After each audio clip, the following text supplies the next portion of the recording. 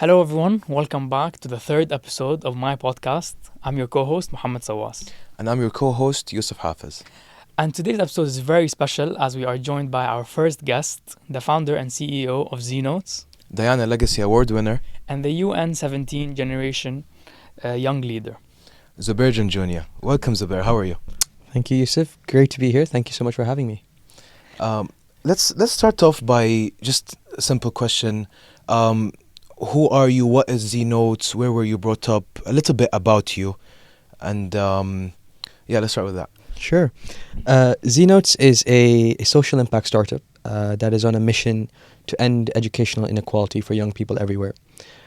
It operates like an online learning platform, providing free educational resources and support to students all over the world who are taking incredibly important exams, which I'm sure both of you have done, international standardized exams like A-levels, GCSEs, SATs, on the local ones. And we work with the best students in the world to provide free educational resources so that every young person has a level playing field when they go into their exam. It has reached over 4.5 million students, more than 4.5 million, and over 33 million hits from all over the world, from 190 plus countries. Wow. And that's been the main focus of me and my identity for this point in my life. And so, do you guys contact specific students that are doing well and tell them to share their notes, or is it just anyone can help in the way they want to? It started off very much informally, getting my friends involved and getting them to kind of create resources. But today, alhamdulillah, we've had hundreds of applications every single year for students who want to contribute to the platform. And these are the very best. These are Olympiad winners. These are gold medalists. They are also sometimes world toppers in their examination systems. And they want to come back and provide their knowledge, their experiences, their support for these students, because they realize that our system means that if we don't have the right grades and results, that puts us at such a big disadvantage. And if you have a higher socioeconomic background, you have access to peer tutoring, you have better resources, you have better schools. So while we are still in this system where we need to prove ourselves with an exam, how can we make sure that at least everyone has an equal starting point? That was the start of ZNotes, and it started quite a while ago. It started as a school project. I was 16, and you asked me where I'm from. So I was born and raised in Jeddah in Saudi Arabia. But that's the city I'm from. Yeah. We're Jeddawis. Yeah. But born and raised to Pakistani parents. I was an expatriate and spent my whole life in this kind of this beautiful confluence of identities of Pakistani and the Urdu mother tongue, and then Arabic surrounding me, and then going to an English British school. So these languages, these identities, these foods, these flavors. And it was during the school time where I realized that I'm going to go do an exam that 100,000, maybe more students will do. And there's such an unequal playing field. There's such a different reality for every one of them. So why? Well, firstly, it was so unfair to me to realize that. And then secondly, what can I do about it? And so it started off as a very, very tiny idea. Let me start a blog. Let me put my notes online. And it's just kind of gone from there. So you actually started this in high school? Started this, yes, at my school at the age of 16. And that's where the story begins. Very interesting. I wanted to ask you, in general, what do you think about the educational system most people go through nowadays? Since you're young, up until you're 18, then you graduate. Maybe a lot of people go to university and continue another 3, 4, maybe even 5 years. So up until you're 21, 22, you're kind of stuck in this educational system. What do you think about it? Do you think there's a better way for students to, learn and then go on to do whatever they want in their life? Or do you think what we have now is fine? Well, I have a lot to say about our education system. There's definitely a lot of challenges, and the system doesn't work for everyone, especially for young people who don't know exactly what they want to study, or they do not fit in what the academic world wants of them. Sometimes our school subjects are not designed for us. We don't have the freedom and creativity and the abilities to learn skills which are relevant for the future. I don't know if you've seen some of the research from the World Economic Forum talking about the most important skills like critical thinking, problem solving, digital literacy, programming, algorithmic thinking. These are things which are sometimes present, sometimes not. And oftentimes, this is the kind of inequality again, is that the education system prefers and biases towards those individuals who have a higher kind of level of income or Yes. socioeconomic background, or even geographic reasons.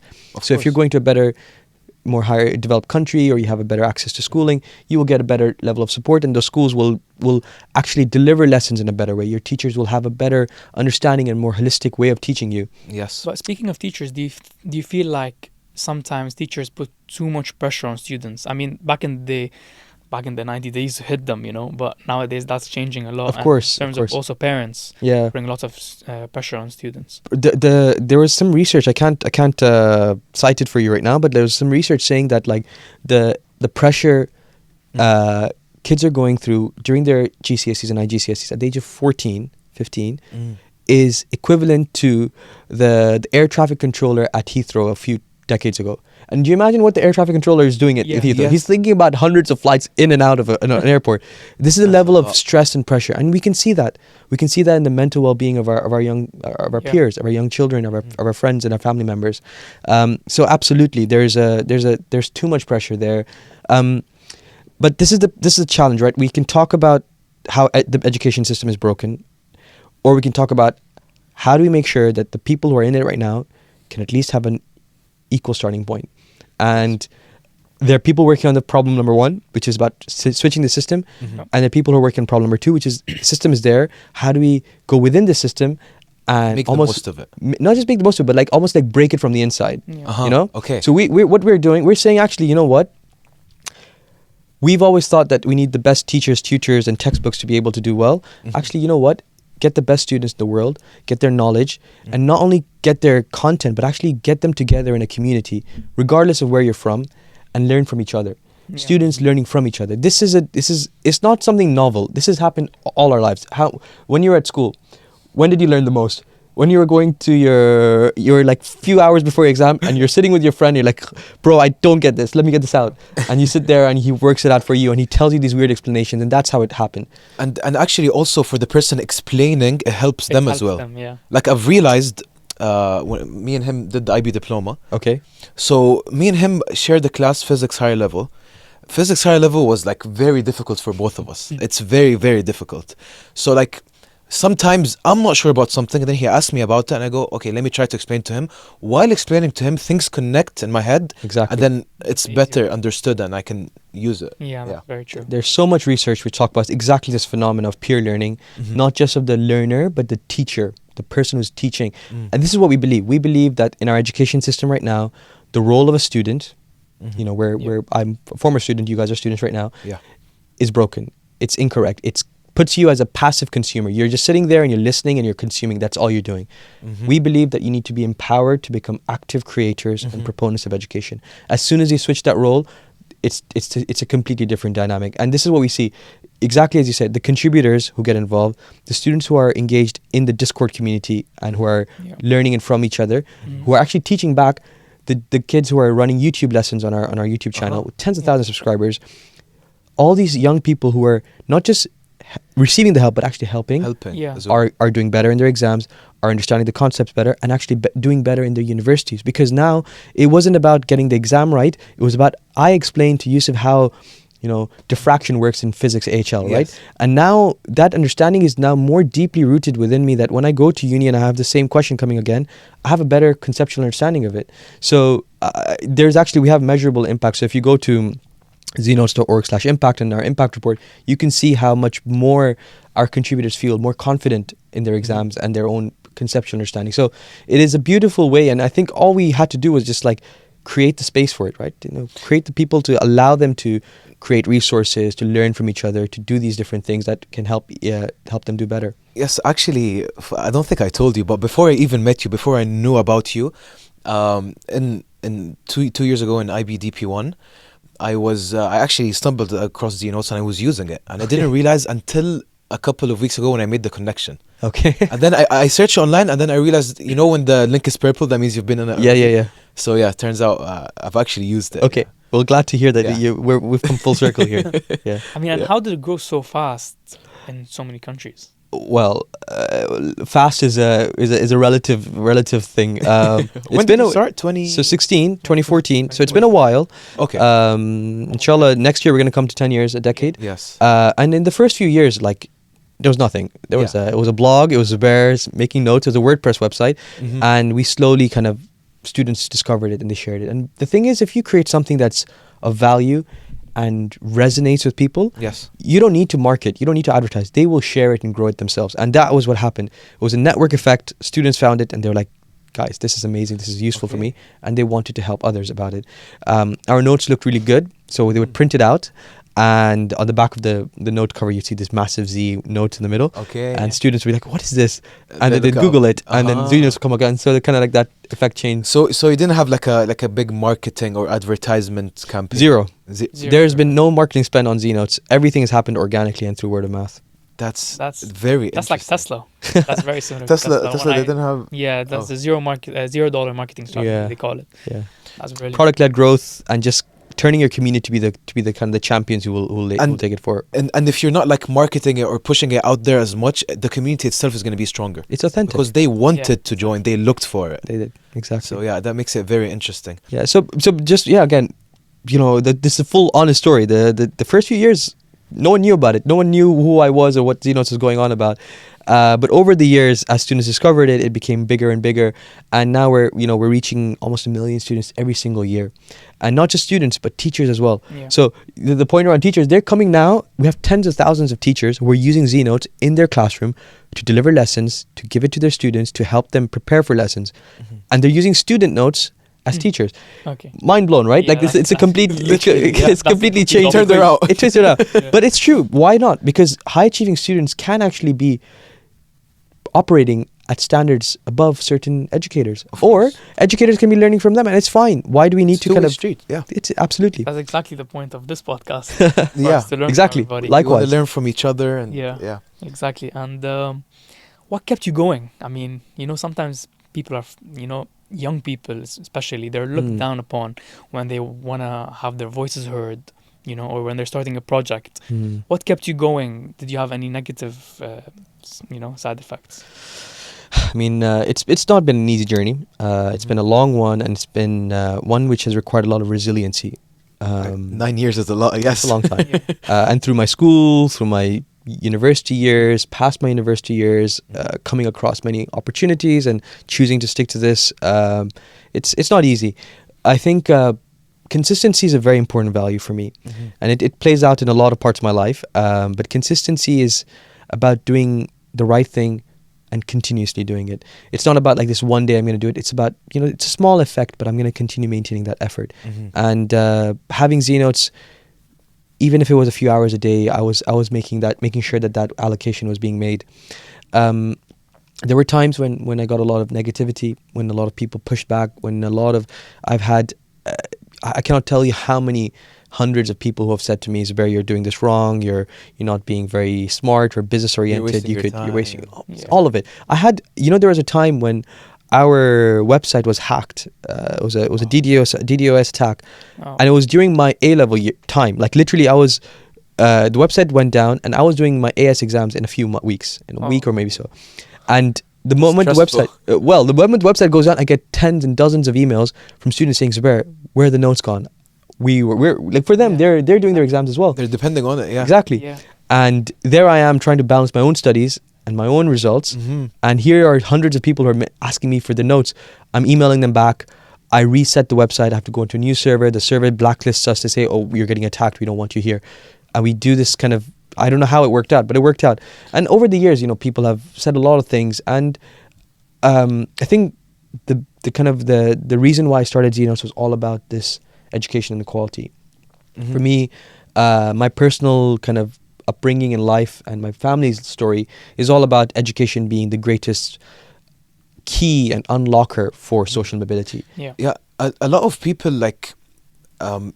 that take something at a young age and keep going for a long time usually have inspirations or people that they aspire to be. Do you have any person that inspired you or anything that inspires you that kept you going all of this time? There are definitely a few things and a few people. I've had a lot of amazing mentors throughout my life, both professional but also spiritual mentors, and they've really kind of been a grounding kind of identity for me.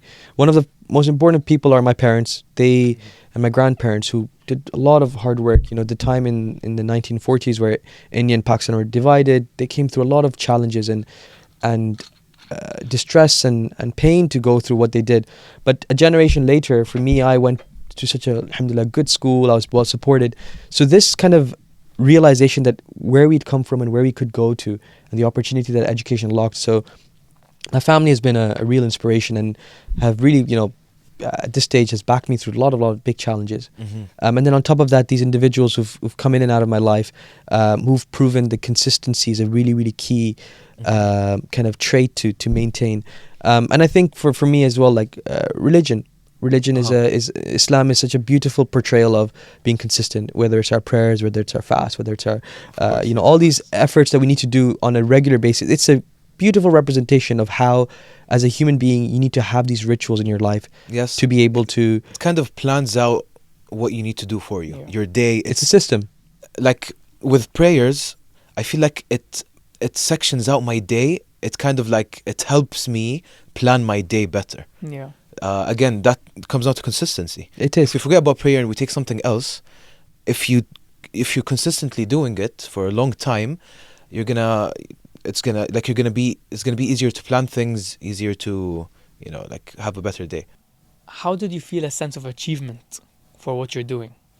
Did Throughout you, the or time. are you yet to feel, or what do you think is gonna make you Yeah. say, okay, I I made a difference, I'm made the happy, difference, I I made can the relax change.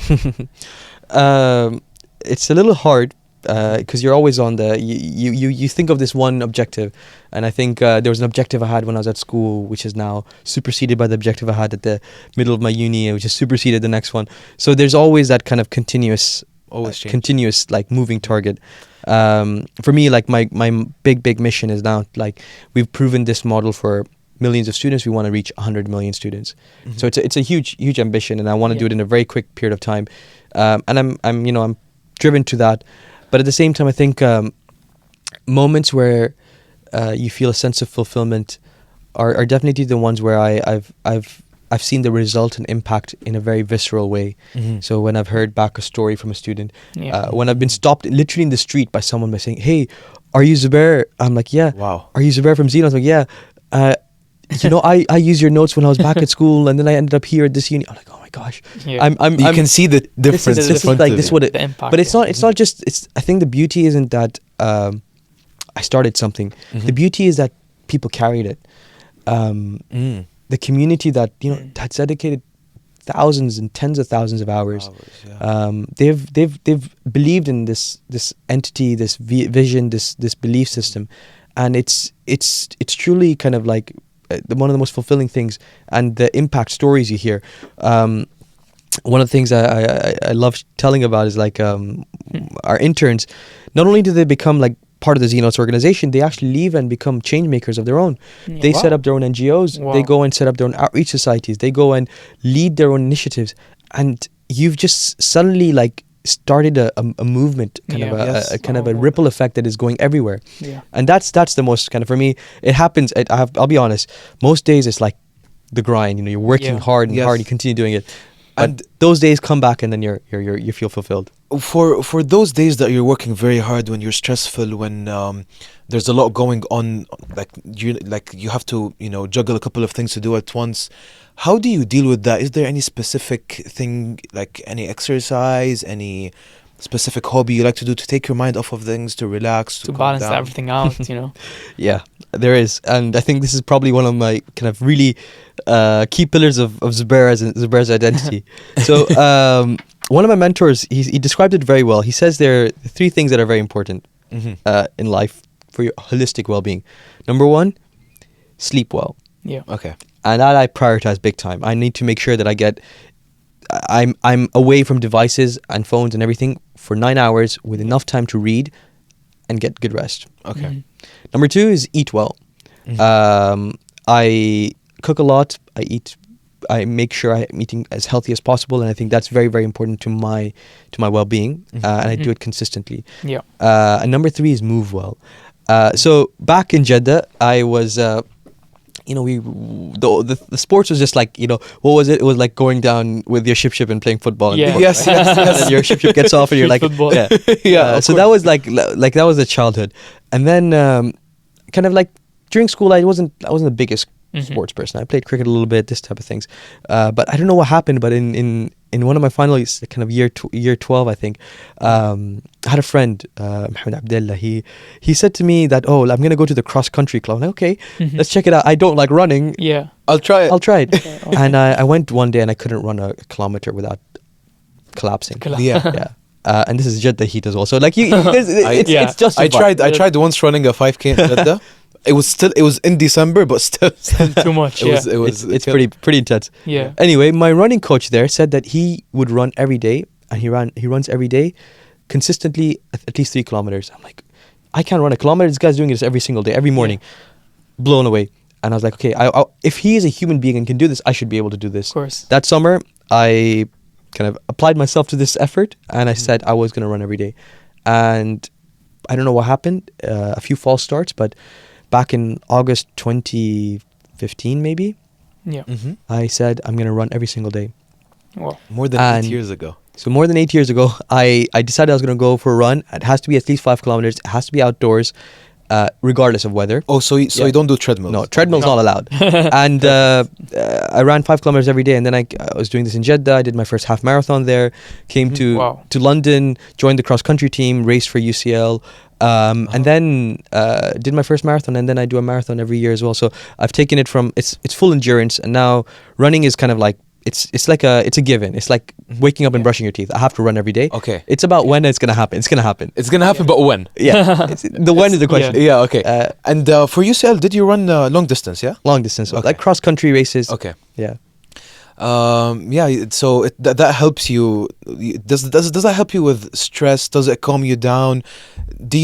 Does it kind of like work kind of in a therapy way? You know, when you run, what do you think about? Are you listening to anything, or do you just take that time to like relax and do nothing? Running is much more than a physical activity for me. It's how I ground myself. Yeah. Especially with the stresses and uncertainty of life as a founder. You know, you have so many things going on, and there are days, literally, Yusuf, where I'm like working in the middle of the day, and so much hits me and overwhelms me. I just take off my shoes and I'm just out of the door. I'm running. I have no one holding me accountable. I'm just gonna get out and go run. And there's never been a single day where I haven't felt better after my run. Really? There's not been a single day where I haven't felt better after my run. To be honest, it's the same for me. Gym is a big part of my life. Same as running. Sometimes I go for running. Where there's a gym, it's just there's something has to happen every day. That's to do with sports, of course. I think there's so many different ways to do it. You know, there's physical Yeah. activity is important. I think you do Yes. need to raise your heart rate. Heart rate, You need to get moving, whether that's a walk, whether it's kind of a swim, whether it's a cycle, whether it's, you know, literally any activity which disconnects you from this world. And I don't take my phone with me. I do listen to music. I have my AirPods in and I have my Garmin. So I'm very clean. Like there's no other device with me. Yeah, that's very But good. my phone is away, and sometimes for hours. You know, like I have no contact with the rest of the world, and it's pretty relieving, I have to say. Actually, sometime last year, Yeah. I remember. So I got a new phone, and the phone didn't have a normal SIM. Okay. It was only eSIM. So I had to switch to the eSIM, and there was a problem with with Vodafone. So it took kind of like 2 or 3 days. Okay. So in these 2 or 3 days, every time that I'm Yeah. out, no one can call me, and I have no internet, no 5G. You do not understand how much of A relief. a relief. It was so like relaxed. I don't need to keep checking for notifications. Oh, this person is calling Yeah. me. I'm just walking with headphones in. It's so peaceful. I mean, that's There's- now, and even for me, when I was younger, I was like grounded to my phone. And me and my brother, we had a huge backyard, right? So we never really used it. There was a basketball hoop, football goals, but we just never used it because we were just always on the phone, PlayStation, stuff like that. But when we got grounded, we started going out, we started playing. You know, it felt so good, and that's that's at a young age. Yeah. So imagine now, just Yeah. constantly getting notifications. I really advocate for making kind of space for presence. You know, be there in the moment. And unfortunately, our phones and devices and notifications really want to distract us from the moment. It's hard. I'm not good with it. I still have, like, you know, I'm still scrolling. Yeah. Don't have TikTok, but Instagram Reels is worse. Bad enough. I agree. It is Instagram Reels. Yeah, it's pretty addictive. So Yeah. I really think that you need to find a mechanism that's something you can systematize Mm-hmm. and make it stick for you. Don't make it like this. Oh, I'm gonna do it for 5 days and then come back. And like, you've not really like made a meaningful change. It could be it could be like a weekend time, or like, you know, even like something like simple, like dinner, no devices on the table. Going to your bedroom, don't take your device with you. Engaging in a meeting, put your phone in your backpack. Yes. Do these kind of simple actions, and you just make it easier for yourself. So it's not that hard. But I do think that I mean, I had like, I'm not much older than you guys, but there was definitely a period of time where like phones weren't all there, you know. We would log into Facebook on our desktop, and then we'd be able to see our friends. Now the accessibility is just too easy. It's too easy. You literally, like, at any place, any spot, you can just pull it out. They usually say it takes around 40 days for someone to get used to something and doing those small habits. Have you read Atomic Habits? I haven't, but I know of some of the kind of the I mean, it's just those tiny things, like you said. Doing those tiny things every day. One thing that me and my friends used to do, basically to motivate us not to open our phones in restaurants, we all take our phones and put them in the middle. First person to reach for their phone pays the bill. I've seen this rule. So it's very nice when no one's on their phone. Think about it, when we go out to any restaurant, everyone is on their phone, texting, calling, or just scrolling even. When you're just sitting there in the reality talking to your friends, it's very nice. My phone's in my backpack, so I'm fully present with you guys. That's good. Perfect. I mean, doing all this, keeping up, starting at a young age, what advice do you have for the young generation that's upcoming now and even later about how they can sustain this and keep going, as you say, as you can say? I think there's a couple of things. The first one is that choose something to do that really means something to you. The gratification and fulfillment for the work that I do is inside me. It's innate. And if you're expecting kind of outside glory or kind of recognition, I think it's going to be really hard for you. So, number one, choose the mission and the objective, or the cause, or the problem, or even the business idea that really you just like you burn with desire to solve. Number two, look at all your limitations and turn them into opportunities. So I didn't have, we started ZNotes with nothing. My dad gave me 100 riyals to buy a domain, and that's about it. Nothing else after that. And we bootstrap. We built on free tools. We used every single free tool that there is possible on the internet, and we built ZNotes with that. Wow. So there is no excuse to building something and getting something out there and getting in front of people. So especially nowadays, the number of no-code tools that you have, the number of free softwares that you have, the number of platforms that you have, it's really impossible. Like, if you want to build a tech product or hardware, software, whatever you want to do, there's ways to get there, get something out there. So I would say, like, choose a mission and a cause that really, really matters to you and you burn with desire for. Number two, do something about it. Don't twiddle your fingers and say, "Oh, I might be able to do it." No, this is happening now. Do it. And number three, which I really I'm very grateful for throughout my life, and I give so much back. Kind of like I give so much of what I've been able to do is so much attested and kind of associated to the people I surround myself with. You surround yourself with good people who are honest and truthful and driven and care about you and really, really believe and trust you. You create something special. And let's not, the world has not been an easy ride. There have been bad people, good people. There have been difficulties in my upbringing. Childhood has not been easy. But at the end of the day, the people I kept closest to myself were just incredible people. And they serve as some of my mentors. Have known me since I was 7 years old. Wow. Yeah. Wow. And he influenced how I went into uni and where I went. And now he's still the guy I still text, Connor, I'm struggling with this. What should I do now? What should I do? Wow. And so people like that, my parents, a lot of my mentors are people who've known me for many, many years. But and you keep these people close. And they're not just older people. I'm just going to close this point. But younger friends is like my best friends.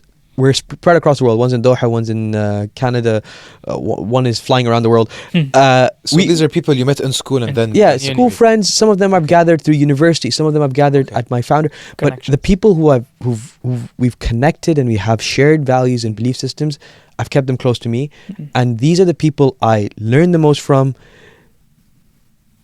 take the most from, and grow the most with. And these are the kind of you need to keep them with you. I think if you don't have the right group of people around you, your energy, your motivation, everything starts to disappear. Like, you know, why am I like? What was the kind of the group of people who kept me up while I was like struggling the hardest times? These were the people. Yeah. You need human beings. You need the kind of that sense of like well-being, and that's why ZNotes centers around community, because everything that you do is community, and this is my community. You are who you surround yourself with. Exactly. That's true. But even the people that kind of the wrong people in a way that come and go in your life, you can learn lessons from Absolutely. them. You can, you know, Absolutely.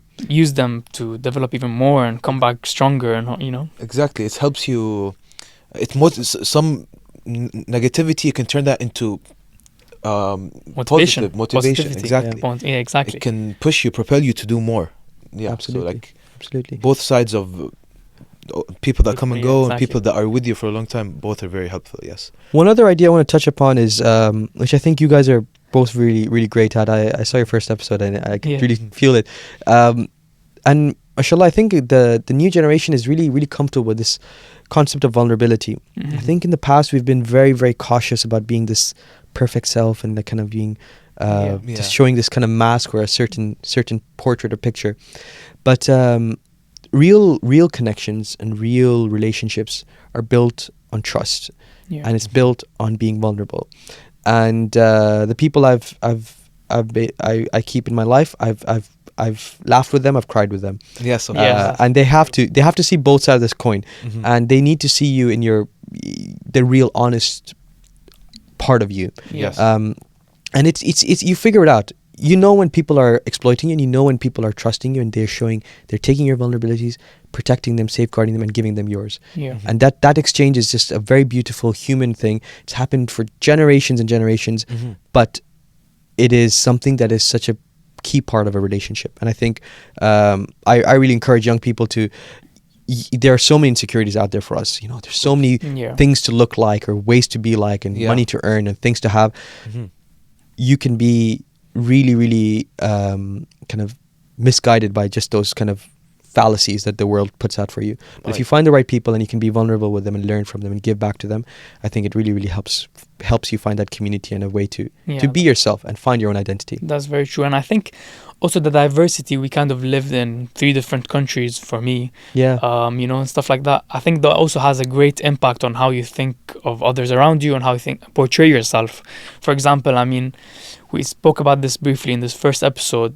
For example, here in Dubai, where I was raised, it was a bit greatly different, not a bit different, in terms of how I have to look like in front of people or how I have to dress like, you know, stuff like that. So what do you think of diversity in a way? Yeah. I mean, same as you know, third culture kid, just kind of like taking my Pakistani roots and like eating like that type of food every day and Yeah. listening to that. Then growing up in Saudi, but not just Saudi, because like the beauty of Jeddah is that there's everyone from everywhere Exactly. right there. Yeah. And you have like the Syrians, you have Yeah. the Yemeni, you have all the Arab countries, Yes. you have all the subcontinent countries, and you just feel like this beautiful mix of identities. Mhm.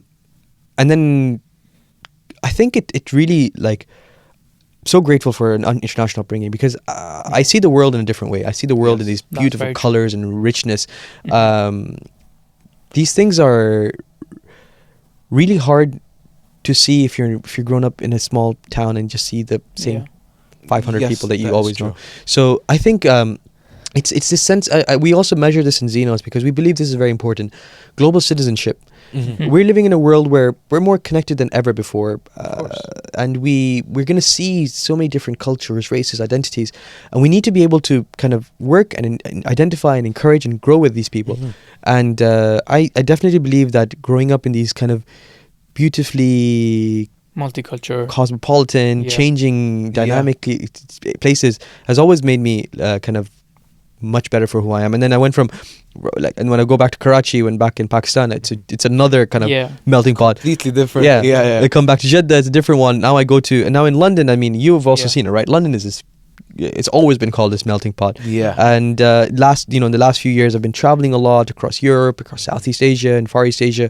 Everywhere I go, I just feel like a sense of belonging and a sense of beauty in the cultures that I see. Uh-huh. Mm. And I think it's very important. I think it plays a big part in how I perceive the world, Mhm. the work that I do, and the importance why I place in our solution and our work to always be starting at a global scale, because it has to be global. It has to be to everyone, not a Yeah. specific community. I agree. So- Again, that goes back to the equality Exactly. problem. You Yeah. want everyone to have the same opportunities. Exactly. You don't just want Jeddah students or London students or Pakistani students. Yeah. You want everyone to have the same and equal opportunities. I get that. It's very... So taking all of this, taking all your work, how did you kind of aspire others or inspire others through your speeches? I've seen that you've spoken in the UN.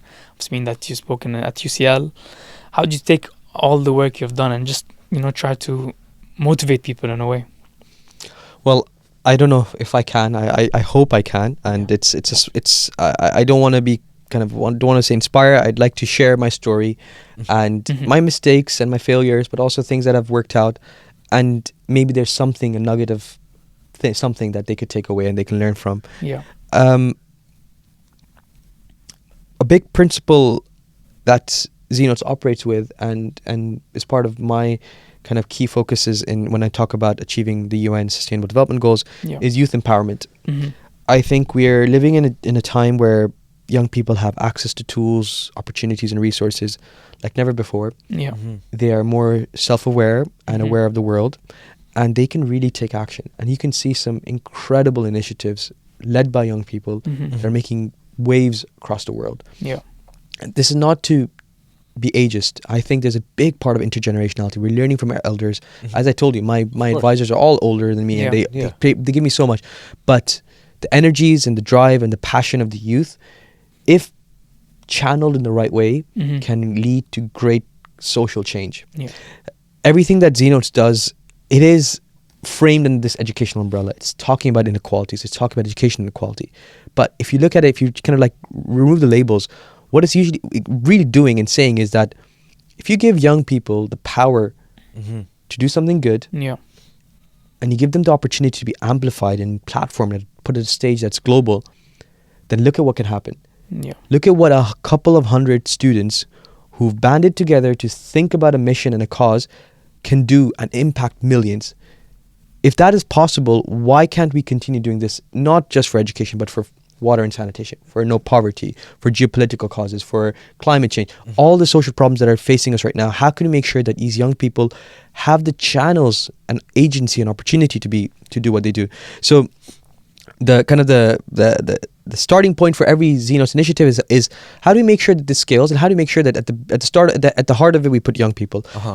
We have about maybe like 50 interns right now, and they are all working out of their own volunteer efforts, and they're making such great impact. We have about 2-3 dozen ambassadors who are leading initiatives in their communities. Yeah. We have at any given moment maybe like 20-30 contributors, and to date we've had hundreds of them.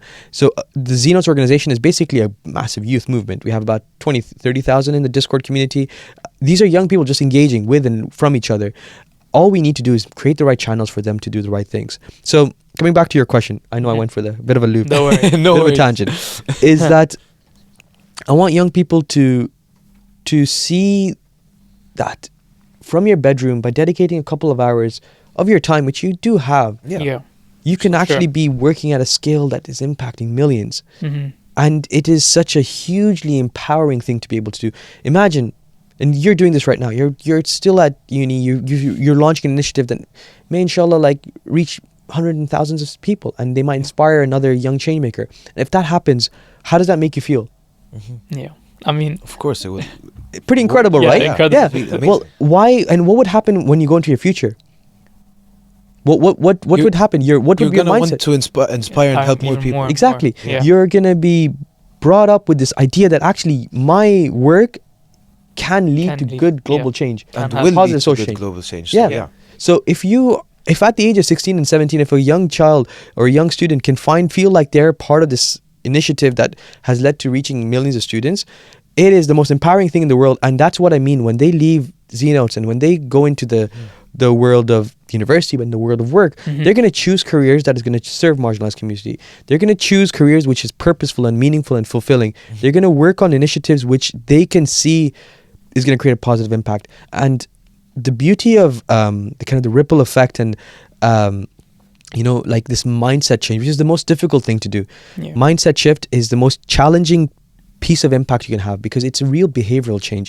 But if you do that, you create change makers that will last for their own lifetime. And honestly, this sounds doom and gloom, but if we don't get the next generation to feel like they can make global change, and as many of them as possible to be in that kind of mindset, Yeah. unfortunately, we're not looking at a very pretty picture, because That's true. the challenges are big. The inequalities are great, but we have the opportunity to fix it. And the opportunity is at this age, make sure that young people feel like they're part of this change and they can be part of the change. And even if it's in meaningful, small things, if they're meaningful changes, it will make an impact and it can create that ripple effect. And I feel like another big challenge is people are focusing too much on looks and money, you know, like rather than just making a change for helping others. What do you think about that? I think it's definitely a big piece. Like, we're coming back to this part of the first part of the conversation. It's about the influence, about the people you surround yourself with. Yes, there are people who spend a lot of time in kind of showing a certain Instagram shot, but you know what's happening in the background when they're taking that shot. You know the credit card bills they're racking up. You know what they're doing when they're not. They might not be feeling good about themselves. Yes, they might need to be needing to buy to kind of fulfill other parts of their kind of, you know, insecurities. Yes. So there's so much that is kind of like hidden in the social media realm. I think having a strong group of people who you can trust and be vulnerable with and believe and have this kind of shared sense of values, combine that with a purpose and drive that you want to go. And look, I'm not saying that every young person needs to go and start a startup. Yeah, No, of course. that's not going to happen, and that shouldn't happen. I mean, if you have that many startups, our economy is going to collapse. Exactly, it's not going to work. And imagine, like, if ZNotes would not operate if we didn't have so many amazing young people who said they wanted to help. Exactly. We need the combination. We need the founders, we need the builders, we need the operators, we need the people who volunteer. We need the people who work in corporates and change the narratives of the corporates. We need the people who work in governments and change the narrative in the government. We need the people who work in multilateral funds and the organizations like the UN and the UNDP and make the changes happen. We need all of it. Yeah. What we need is people who believe that they are empowered to make change and they're looking and driven to make positive social change. I agree. Thank you very much for this time you gave us. Of course, It's- of course. Thank I you very think much. I'm personally, I feel inspired. Yeah, to be honest, I feel really motivated. Yalla, after let's go. this. Let's go, you know. Thank you very much, and it was amazing to have you. Thank We you so much, appreciate Zubair. it, and yeah. So that's the end of the episode. Thank you very much for watching and tuning in. Once more, thank you, Zubair. Thank you. And, yes. Bye-bye, Thank guys. you. Thank you. Bye.